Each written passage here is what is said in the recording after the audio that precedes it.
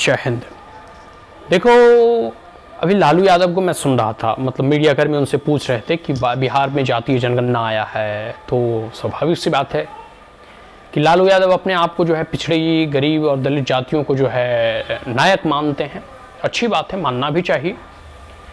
लेकिन एक बात तो हमको ये बड़ा खेद के साथ कहना पड़ता है कि विगत 37 सालों में नीतीश और लालू की सरकार रही है बिहार में। इतने सालों में जो अपने आप को दलित और पिछड़ों की नेता मानते हैं, जो अपने आप को गरीब गुरुआ का जो है एक प्रकार से लीडर मानते हैं, उन्होंने बिहार वासियों के लिए क्या किया? और चलो बिहार वासियों को आप छोड़ दो, गरीब गुरुबा, दलित, वंचित, पीड़ित, शोषित के लिए क्या किया? ये हम प्रश्न पूछना चाहते हैं। और आज जब 2024 का चुनाव नज़दीक है या 2025 में साल, 1.5 साल, 2 साल बचा हुआ है, तो अब जातीय जनगणना लेकर आते हैं और आप कहते हैं कि पूरे देश में जातीय जनगणना होना चाहिए। कास्ट सेंसस तो एक बार प्रोड्यूस हुआ था, भारत सरकार के द्वारा किया गया था। अगर जातीय जनगणना हो भी जाता है, मान लेते हैं अगर हो भी जाता है, तो क्या इससे बिहार वासियों और बिहार के दलित, वंचित, शोषित, पीड़ित और गरीब गुरुबा का भला होगा? क्या बिहार में नए नए रोजगार का इससे सृजन होगा? क्या बिहार में नए नए उद्योग धंधे और फैक्ट्री इससे लगाए जाएंगे? क्या बिहार की जो अभी लॉ एंड ऑर्डर की स्थिति है इससे सुधर पाएगा?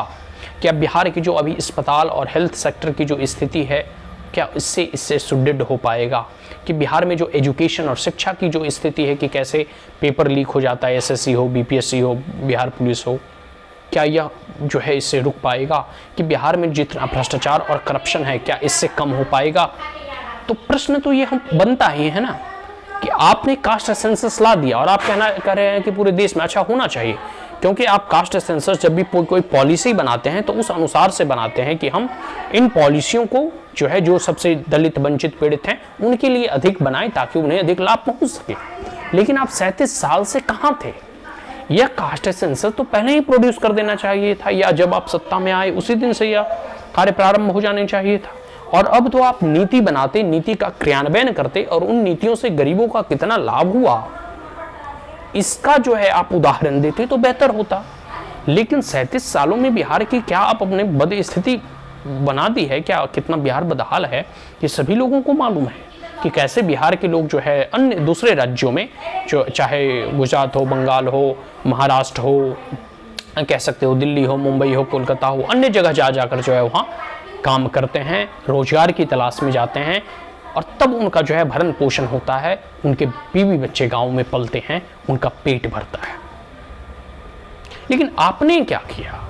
क्या बिहार में ऐसी जो है लॉ एंड ऑर्डर की स्थिति करवाई कि जिससे कि नए नए उद्योग खुल सके? कोई उद्योग धंधा लगाता है तो उसमें रंगदारी टैक्स मांगा जाता है, कोई थोड़ी बहुत अधिक इनकम कर ले तो उसके बेटे बेटियों का अपहरण हो जाता है। ना अच्छा स्वास्थ्य है, ना अच्छा शिक्षा। कभी बिहार में नालंदा जैसे, विक्रमशिला जैसे विश्वविद्यालय हुआ करती थी। आज लोग बिहार से पलायन करके दिल्ली, मुंबई, कोलकाता या फिर विदेशों में जो है पढ़ने के लिए जाते हैं। यह बात सही है कि बिहार से सबसे ज़्यादा अधिक आईएएस, आईपीएस या फिर आईआईटीएन निकलते हैं, लेकिन बिहार में ऐसे शैक्षणिक संस्थानों की व्यवस्था की गई है? नहीं की गई, या फिर वर्तमान समय में तो नहीं है। तो ये सब सारी चीज़ें हैं। अभी देखो नालंदा यूनिवर्सिटी बन रहा है, या फिर बिहार के साउथ में 1, 2, 3, 4 जो है 4 सेंट्रल यूनिवर्सिटी है बिहार में।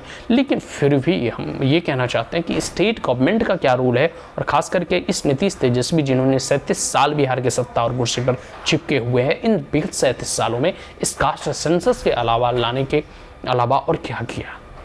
इसका डाटा जारी करें ना कि हम जो है इन 37 साल में इतने इंडस्ट्री खोले, इतना फैक्ट्री खोला, इतना रोजगार दिया, इतने लोगों को जो है हम जो है कह सकते हो कि विगत वर्षों में जो है नौकरियां दी। इन सब का डाटा और इन सब का भी सेंसस प्रोड्यूस करे, तब तो हम जाने कि बिहार की जनता के लिए जो है वर्तमान सरकार और नीतीश तेजस्वी सरकार इन्हें जो है स्कीम और पॉलिसी के माध्यम से लोगों को लाभान्वित करने का जो है प्रयास कर रही है। तो मुख्यमंत्री ने आगे कहा कि पुअर एंड दलित के लिए बड़ा अच्छा होगा और ये पूरे देश में जो है जातीय जनगणना होनी चाहिए, कोई बड़ी चीज़ नहीं है, करवा लो जातीय जनगणना। लेकिन इससे बिहार और गरीब और दलित और वंचितों को क्या लाभ होगा? कोई एक व्यक्ति चपरासी की भी नौकरी करता है तो 10वीं और 12वीं पास की डिग्री मानी जाती है। आपका निजी विकास हो गया, आप मुख्यमंत्री रहे, आपकी बीवी मुख्यमंत्री रही लालू यादव, आपके बेटे उप मुख्यमंत्री हैं, एक बेटा मंत्री है, बेटी वगैरह सांसद है, बेटे को युवराज घोषित कर दिया है कि आने वाला मुख्यमंत्री बिहार का होगा, तो इससे आपका भला होगा। जो बिहार के गरीब गुरबा हैं उसका क्या भला हुआ आप बताओ।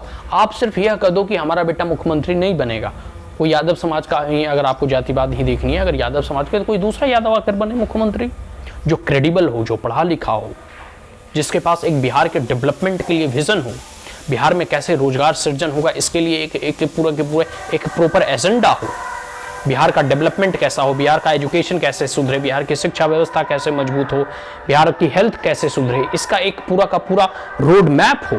आने वाले 20 से 25 सालों में बिहार किस स्थिति पर पहुंचेगा, बिहार की स्थिति कैसी होगी, बिहार कितना डेवलप्ड होगा, इसका पूरा का पूरा एक पूरी की पूरी उसके पास विजन हो, मोटिव हो, एजेंडा हो। और अगर ऐसा आपके पास है, आपके सुपुत्र तेज प्रताप या तेजस्वी यादव के पास है, तो वो मुख्यमंत्री बनने के लायक हैं। लेकिन हमें नहीं लगता कोई ऐसा जो है एजेंडा, और एक प्रकार से कह सकते हो कि बिहार के आने वाले 20 से 25 सालों का क्या कह सकते हो कि लॉन्ग टर्म प्लान होना चाहिए, लॉन्ग टर्म फ्यूचर बिहार का क्या होगा, आने वाले बिहारियों का भविष्य कैसा होगा, जो नई जनरेशन पढ़ लिख कर निकल रही है उन्हें रोजगार कैसे मिलेगा, इसका कोई विजन डॉक्यूमेंट आपके पास नहीं है। क्योंकि तेजस्वी यादव, तेज प्रताप यादव मुख्यमंत्री की कोख से पैदा हुए हैं, वह मुख्यमंत्री के बेटे हैं, तो भले 9वीं ही फेल क्यों ना हो, वो मुख्यमंत्री के दावेदार हैं। और अन्य यादव समुदाय जो गरीब है, जो वंचित है, जो दलित है, जो शोषित है, क्योंकि वह मुख्यमंत्री के कोख से पैदा नहीं हुआ है, तो उन्हें चपरासी में भी 10वीं के सर्टिफिकेट की आवश्यकता है। और अगर वो 10वीं और 12वीं और ग्रेजुएशन और पीएचडी भी कर ले, फिर भी वो बैठा ही रहेगा, क्योंकि बिहार में नौकरी है नहीं। वो चाहेगा दूसरे जगह पलायन करके तमिलनाडु में कमाएगा, वहाँ उनकी बेइज्जती होगी, दिल्ली में, मुंबई में, कोलकाता में। और जब एक बार आप मान लो, जब आप अपने घर से बाहर निकलते हो, किसी अन्य प्रदेश में रहते हो, तो आपके साथ भेदभाव, आपके साथ कह सकते हो कि आपके ऊपर अत्याचार, आपके ऊपर जुर्म होता ही है। ये इसका मैं खुद भुक्तभोगी हूँ, और एक प्रकार से कह सकते हो ये हर जगह डिस्क्रिमिनेशन होता है बिहारियों के साथ। तो ये सब सारी चीज़ें हैं, और ये चीज़ें लालू यादव को कोई मतलब नहीं है, क्योंकि वो सेटल थे, उनका बेटा जो है सेटल हो गया, और उनको क्या चाहिए। दोनों हाथ में लड्डू है, दोनों बेटा मुख्यमंत्री बन गए, बेटी सांसद है, हमको क्या मतलब है, दुनिया भाड़ में जाए। बिहारियों का जो है घंटा विकास नहीं, उनको क्या मतलब है। हमारा जो है समाजवाद फल फूल रहा है, हमारे दोनों बेटा सेट हो गए हैं, दुनिया का बेटा सेट होने हो उनको क्या मतलब है। तो ये सब सारी चीजें हैं। खैर, लालू यादव अब बुजुर्ग हो गए हैं, उनको उतना माथा पच्ची हम काहे भुकाएं, लेकिन फिर भी कभी कभी अगर बिहार के बारे में सोचते हैं तो ये चिंता उभरती है कि आखिर बिहार किस स्थिति में है और बिहार का भविष्य कैसा होगा। आज के लिए इतना ही। जय मगध, जय बिहार, अखंड भारत, हिंदू राष्ट्र।